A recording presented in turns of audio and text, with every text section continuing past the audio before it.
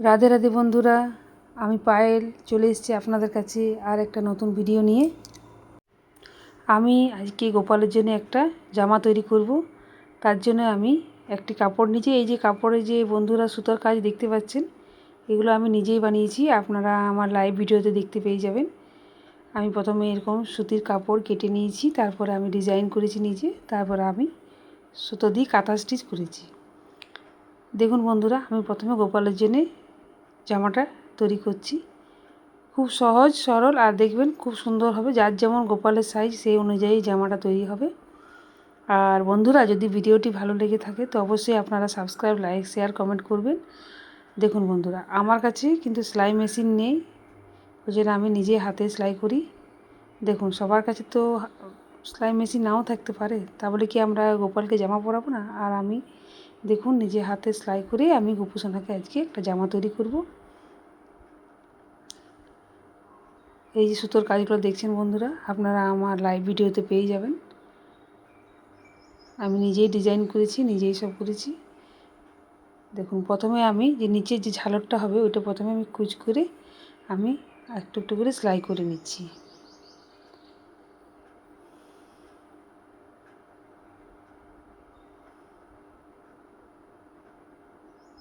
খুব সহজ বন্ধুরা, আপনারাও পারবেন করতে। এই দেখুন,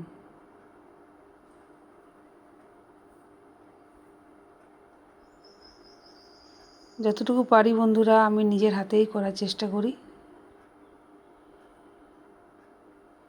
এই দেখুন,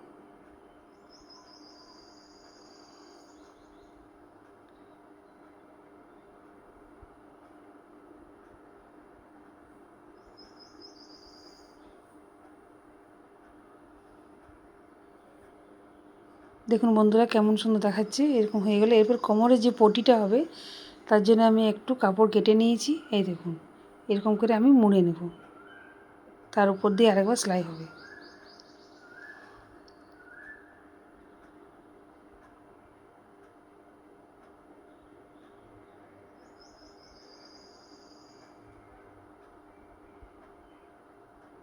বন্ধুরা, যদি ভিডিওটি ভালো লেগে থাকে তো অবশ্যই আপনারা কমেন্ট করবেন, তাহলে আমি আরও নিত্য নতুন ভিডিও বানাবো। এই সুতোর কাজটা আপনারা আমার লাইভ ভিডিওতে পেয়ে যাবেন। খুব সহজেই এই সুতোর কাজটা হয়ে যায়। এটা কাঁথা স্টিচ। দেখুন বন্ধুরা, আমি কোমরটা এরকমভাবে সেলাই করে নিচ্ছি। গোপালের সাইজ অনুযায়ী যার যেমন সাইজ সেরকম হবে।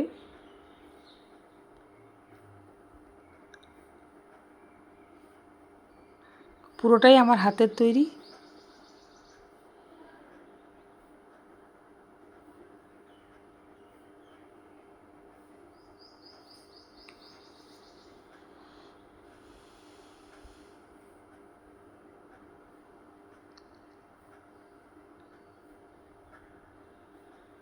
এই দেখুন বন্ধুরা, নিচেরটা আমার রেডি হয়ে গেছে। আমি কোমরে একটা দড়িও দিয়ে দিয়েছি, দেখতে পাচ্ছেন। এরপর আমি উপরেটা রেডি করে রেখেছিলাম। এই দেখুন, আমি জয়েন করে নেব।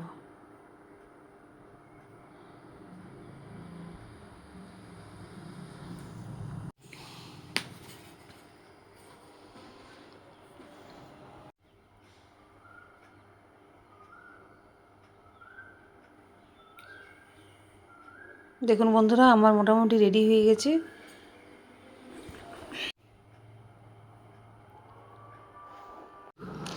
বন্ধুরা, ভিডিওর মধ্যে যদি কোনো ভুল হয়ে থাকে তো আপনারা অবশ্যই ক্ষমা করে দেবেন। এই দেখুন, আমার উপরেরটা সেলাই করা হয়ে গেছে। মোটামুটি আমার রেডি। গোপুসোনার জামা তৈরি করা হয়ে গেল। এরপর আমি গোপুসোনাকে জামাটা পরিয়ে আপনাদেরকে দেখিয়ে দেবো কেমন গোপুসোনাকে দেখতে লাগছে। এই দেখুন বন্ধুরা, গোপুসোনাকে পরানো হচ্ছে জামাটা। আপনারা কমেন্ট করবেন অবশ্যই যে কেমন লাগছে। সাদা কাপড়ে করলে সেলাই ডিজাইনটা খুব ভালো লাগে দেখতে। আর এখন তো গরমকাল, সাদা জিনিস পরালেও খুব ভালো লাগে দেখতে। দেখুন বন্ধুরা, গোপুসোনাকে কেমন দেখতে লাগছে অবশ্যই আপনারা কমেন্ট করবেন। আর ভিডিওটি যদি ভালো লেগে থাকে তো অবশ্যই সাবস্ক্রাইব, লাইক, শেয়ার করবেন। বন্ধুরা, আজকের মতন এই পর্যন্তই। কালকে আপনারা আরও নতুন ভিডিও পেয়ে যাবেন। ভালো থাকবেন, সুস্থ থাকবেন। রাধে রাধে, রাধে রাধে, রাধে রাধে।